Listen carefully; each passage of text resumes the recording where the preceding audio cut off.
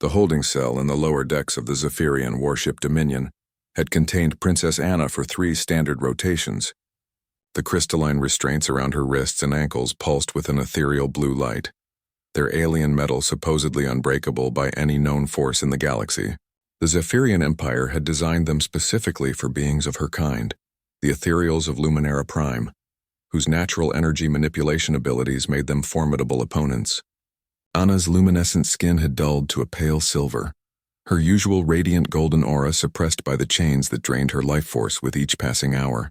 Her captors had paraded dozens of the galaxy's strongest warriors, most advanced machines, and most brilliant scientists before her cell, each attempting to free her for their own political gains. All had failed. The Korthak berserkers had strained until their exoskeletons cracked.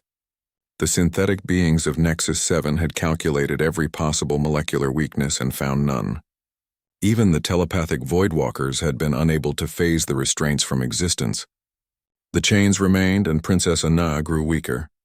That's when they brought Riza to the cell. She wasn't impressive to look at.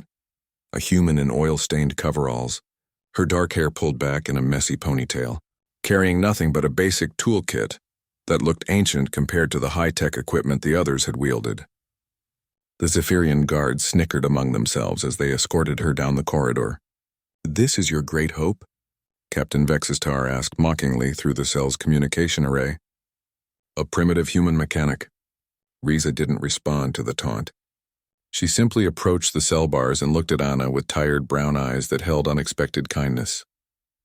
The princess raised her head slowly, surprised by the genuine concern she saw there. "Hey there," Riza said softly. "I'm here to get you out." Anna's voice came out as barely a whisper. "Many have tried. The chains cannot be broken." Riza tilted her head, studying the restraints with the practiced eye of someone who had spent years fixing things others had given up on. "Maybe. But I've learned something working on broken ships and dead engines for 20 years out here in the black." She reached into her toolkit and pulled out what looked like an ordinary wrench. Old, worn smooth by countless hands, nothing special about it except the care with which it had been maintained. Sometimes the solution isn't about being stronger or smarter or having better technology. Riza stepped closer to the energy field containing the cell. Sometimes it's about understanding what something was made for, and finding the one way it was never meant to be used. The Zephyrian guards exchanged glances. Captain Vexistar leaned forward, intrigued despite himself. Riza knelt down and began examining the base of the restraints where they connected to the cell floor. "These chains aren't just restraining you. They're drawing power from the ship's main grid through quantum entanglement conductors." Brilliant engineering, really. The more force applied directly to them, the more they reinforce themselves, using the ship's own power. She stood and looked directly at Anna, but they never considered that someone might not try to break the chains at all. Before anyone could react, Riza raised her simple wrench and brought it down hard on the power coupling junction box mounted on the cell wall. Not the chains, not the restraints, but the unprotected relay that fed power to the entire detention block. The impact shouldn't have mattered. It was just basic metal against advanced alien alloys. But Riza had spent 2 decades working with her hands, developing an intuitive understanding of how systems work together. She knew exactly where to strike, with precisely the right amount of force at the perfect angle. The coupling cracked. The lights flickered throughout the detention block. Emergency power kicked in, but for a split second, less time than it takes to blink. The quantum entanglement field destabilized. And in that split second, the chains that had been declared unbreakable simply stopped working. Anna gasped as her natural energy returned in a rush, her skin blazing with renewed golden light.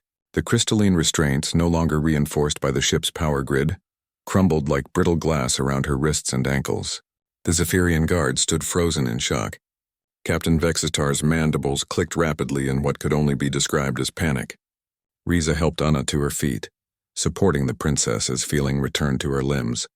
"Sometimes," she said with a small smile, "the old ways work better than the new ones. You don't need to break what's strong if you can fix what's broken." Anna looked at this unremarkable human woman who had accomplished what the galaxy's greatest champions could not. "How did you know?" "I've been fixing things my whole life," Riza replied. already working on the cell's lock mechanism with practiced efficiency.